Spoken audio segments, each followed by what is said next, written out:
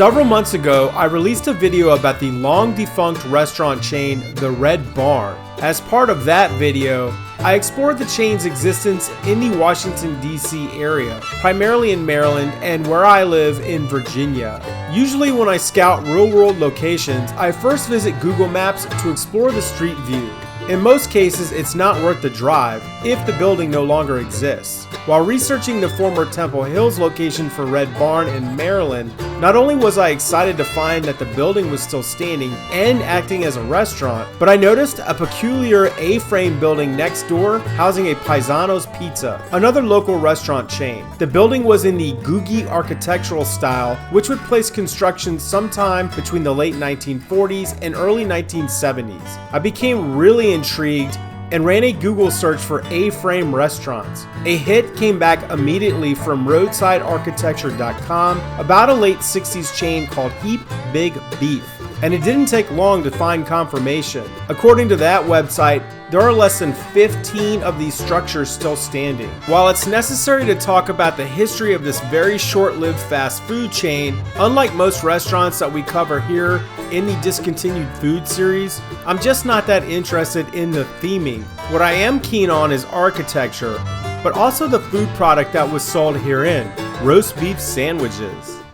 The franchise model really came to the forefront in the 1960s, and one enterprising businessman, Don Pruce, had already found success with another one of his creations, Bonanza. The spokesperson for Bonanza is primarily associated with Dan Blocker, who played Hoss Cartwright on the hit TV show. Pruce liked to pair a celebrity with a string of chain businesses run by economic backers. After Bonanza was purchased by a Texas company in 1965, Pruce's company, Franchises International, began seeking investors for a new venture with Western theming akin to Bonanza. Western movies had been hot for decades, and their popularity soared higher in the 50s and 60s with hit TV shows and the popularity of country and Western music. Cowboy culture was in the mainstream, and Pruce saw dollar signs.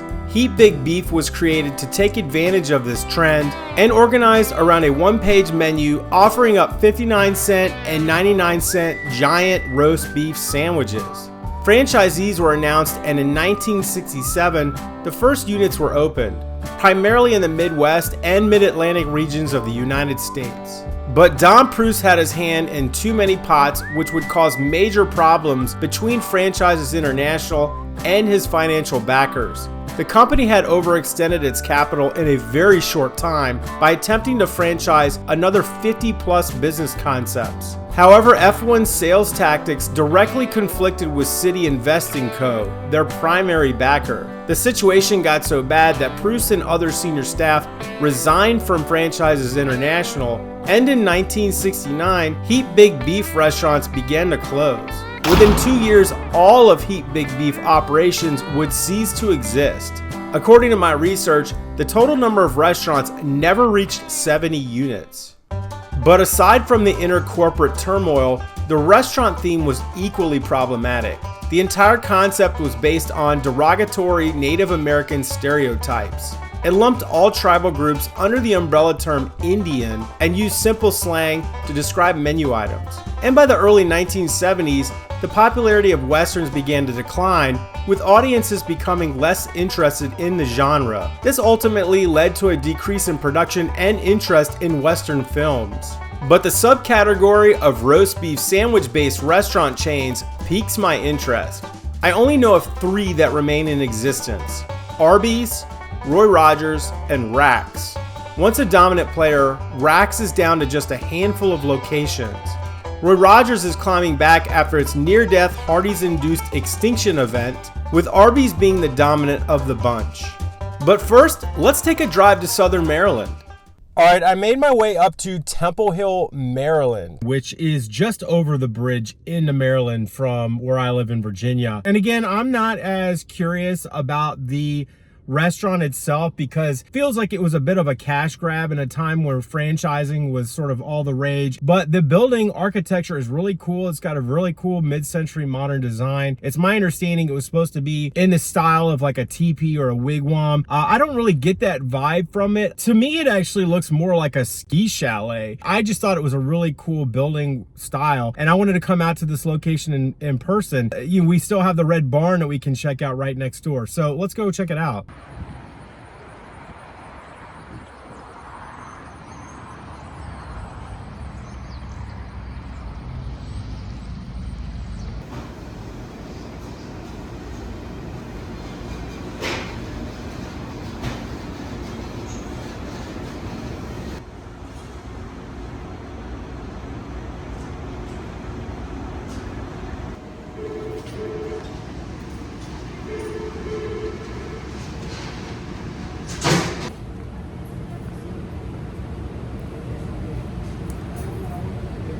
That was fascinating. I do know that there are a couple changes to this building that I've discovered at least over the last decade plus. Photos, the oldest photos on Google Maps go back to 2008, and it looks like some of those original side pieces of the building are now gone. I would wager at one point in history, I think that was a drive-through. And the parking here is very strange. The parking situation it's an unusual parking lot, I will say. And that has me thinking, and just to show that I don't always eat terrible, I actually wanted to get a salad here, and I was shocked that the salad was so big. I actually have some to take home with me. It really wasn't that impressive on the inside.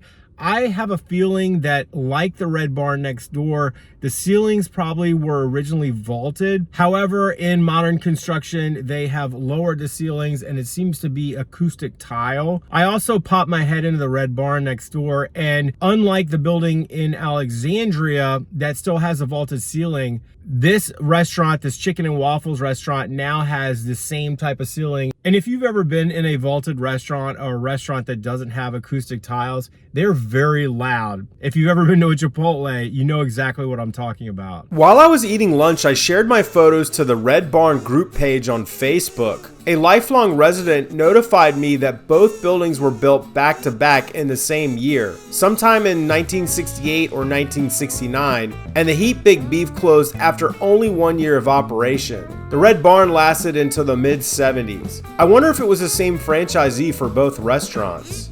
Stay tuned until the end of the video for bonus footage I took in Temple Hills. I found another cool spot that you may be interested in. But first, let's talk about roast beef sandwiches. Not necessarily the first food item I would have gravitated toward when I was growing up, but now that I'm older, I appreciate the change of pace from typical burgers and fries. Completely unrelated to this YouTube channel, but I started roasting cuts of meat for homemade deli sandwiches for my lunch. I made hams, then moved on to turkey, and finally to beef. My cooking times and temps on the beef I made were near perfect. However, even with a super sharp knife, I had a hard time slicing the beef thin enough. This type of cut can be really tough without a meat slicer. And because I appreciate my fingers too much, I don't think I'll ever own one. I've since learned that you can partially freeze the meat for better results, but since the price of beef is insane right now, I'll have to try again later. I guess because I'm weird, over the summer on trips to both Roy Rogers and Arby's, I asked them to show me how they made their sandwiches and realized you can get the same results at home. And I'm assuming that this is the exact way they were done at Heap Big Beef. These fast food chains freshly slice their meat in-house, and it comes in packages like this, which you can find at your local grocery. It really doesn't matter about the brand, just make sure it's thin sliced. They have restaurant grade ovens to keep things warm, but an easy at-home fix is to bring a pot of beef broth up to simmer and drop about 1/3 of a pound in the liquid for no more than 10 to 15 seconds. Kaiser rolls must be the official bread of cowboys because all of the restaurants use them. I recently found these old-time branded ones and they are awesome. They're restaurant size, soft, and 40% fewer calories if that's of concern to you. Heap Big Beef advertised butter toasted rolls, so that's what we're doing here. Roy Rogers sandwiches come plain because they have a fixins bar. Arby's has a variety of different ways they serve their roast beef, but the Heap Big Beef makes no mention of condiments, so we're serving them up plain. Although for my lunch, I do add some horseradish and the Arby's sauce, which you can now buy in the grocery store. These can do with a bit of steaming, so wrap them in foil for at least 2 minutes once they're warm. The store-bought deli meat was good, but dare I say not processed enough to remind me of fast food. I anticipated this, so also picked up this Hillshire Farm thin-sliced roast beef. This layered similar to Arby's. Horseradish is an A-tier condiment for roast beef. I don't know why it works, but it just does, and so does that vinegar-heavy Arby's sauce. Heap Big Beef may be a long-dead chain, asphyxiated inside the tiny box that the executives at Franchises International built around it. Those 59-cent sandwiches are also rolling around like tumbleweed. The total cost of my ingredients came out to about $13, and I ate off of those sandwiches for about 5 days worth of lunches. That comes out to about $2.60 a sandwich, and that's not nothing. Alright, I need to interrupt this video because what the heck, I'm driving back to the highway and I'm literally 2 blocks away from the location that we were just at that I was documenting, and I'm past this church and I had to do a U-turn because this church, was this also a Heap Big Beef? Check this out, this is crazy. So this is Our Savior's Lutheran Church, and look at this. This looks exactly like the restaurant. It even has the 9 pillars there on the side.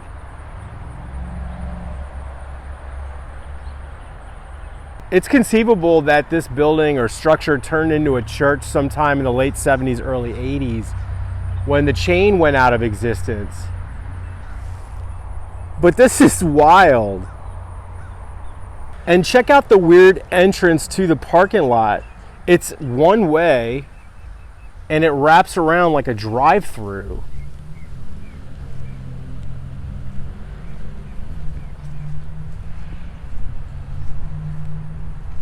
Yeah, and there maybe you'd have like a side entrance to the restaurant.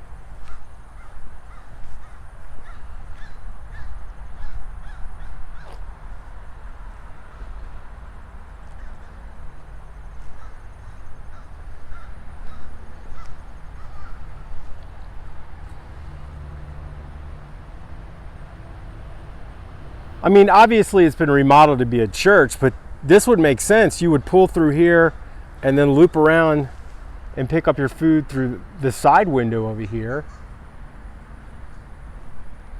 I don't know.